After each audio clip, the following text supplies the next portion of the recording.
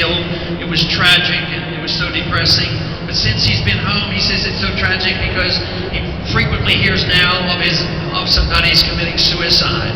So it is sad, and we need to quit burying our heads in the sand. That wars like this are not justified. The cost is too high, and we need to change the foreign policy of this country.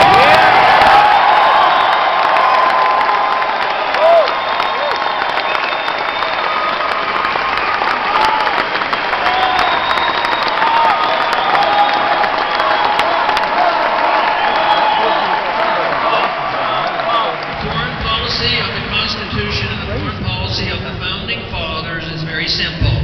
Mind our own business and have a strong national defense. No nation building, no occupation, no policeman of the world,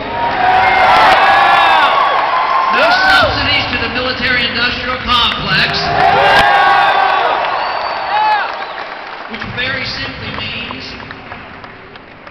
with a constitutional president, the ships would immediately go to the Middle East and around the world and bring the troops home.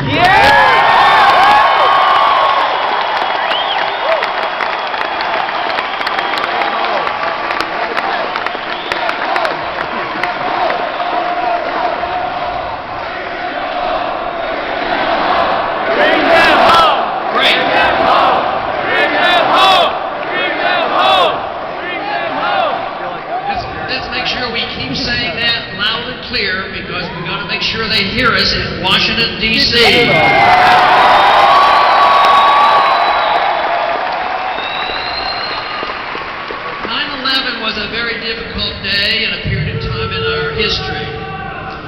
But we have been propagandized, and still the majority of the American people probably believe that we were attacked because we're free and prosperous. That is not true. But it was an opportune time for those who love big government. They had a bill planned to pass anyway, and that's how they got the Patriot Act passed, by arguing that it was necessary.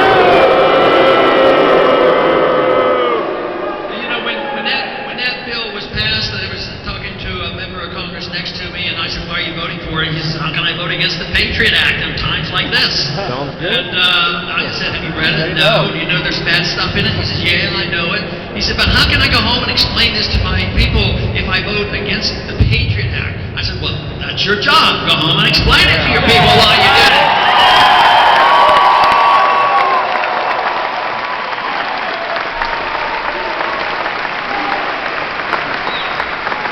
If that bill had been called Repeal the Fourth Amendment, maybe it wouldn't have passed.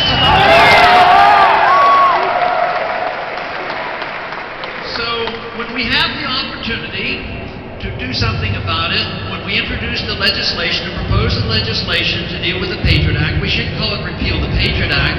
We should say, Restore the Fourth Amendment Act.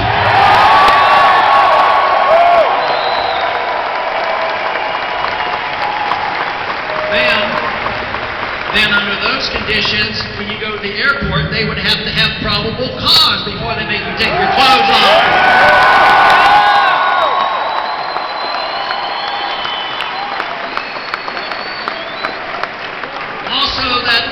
That was also the excuse they used to go into Iraq. But it turned out Iraq didn't have any Al-Qaeda. They had no weapons of mass destruction, and yet they had decided years before that Iraq had to go, and we had to have regime change. First speech I gave against the war going into Iraq was in 1998, because they explicitly said that's what we're going to do. And that's what they ended up doing, but they used the 9/11 as the excuse to go in. So it is at times of emergency that we have to be the most alert to the attack on our liberties. When there are wars going on, people say, well, we have to give up a little bit of our liberties to be safe. Let me tell you, you never have to give up any liberty because of the pretense of being safe.